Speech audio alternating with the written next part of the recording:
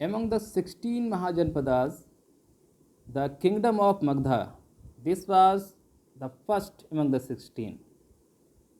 Magdha was a very ancient kingdom. It comprised the districts of Patna and Gaya in South Bihar in this current time. Between the 6th and the 4th centuries BC, it became the most powerful Mahajanpada. It had some special advantages over the others. It had a sort of natural defense due to the hills surrounding its ancient capital, Girigriha. The fertile lands, watered by the rivers such as the Gangas and the Son, yielded rich harvests. Facilitated by the Ganges, the prosperity of Magdha increased by trade and commerce.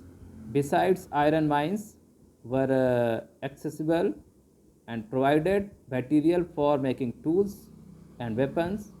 But early Buddhists and Jains who wrote about this Mahajanpada attributed its power to the policies of individuals.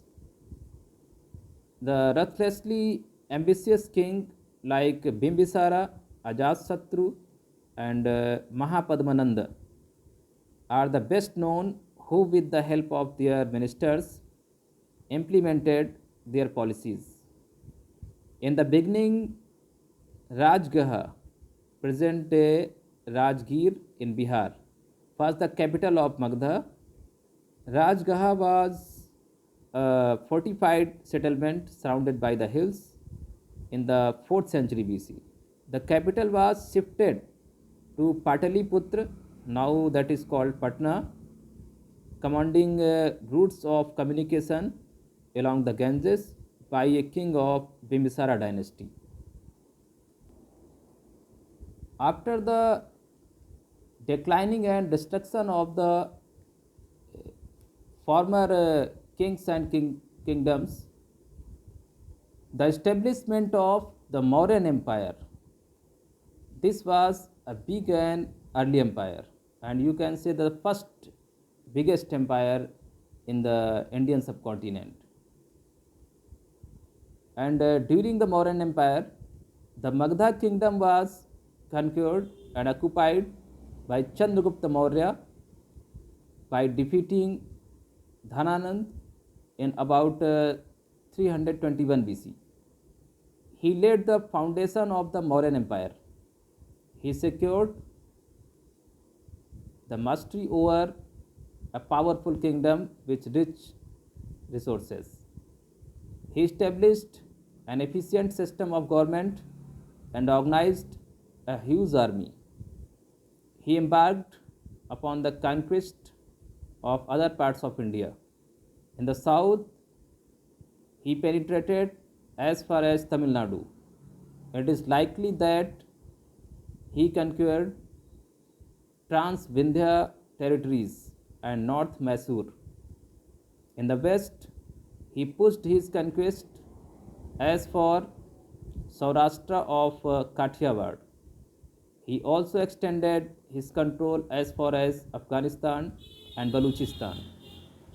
Chandragupta died in 297 BC. He was succeeded by his son Bindusara. He continued his father's policy of expansion during the 25 years of his rule. Bindusara's son Ashoka came to the throne of Magdha in 268 BC. 8 years after his coronation, Ashoka invaded Kalinga with a mighty army and conquered it. The large scale manslaughter, bloodshed, and loss of property causes in the terrible battle changed the mind and heart of Ashoka.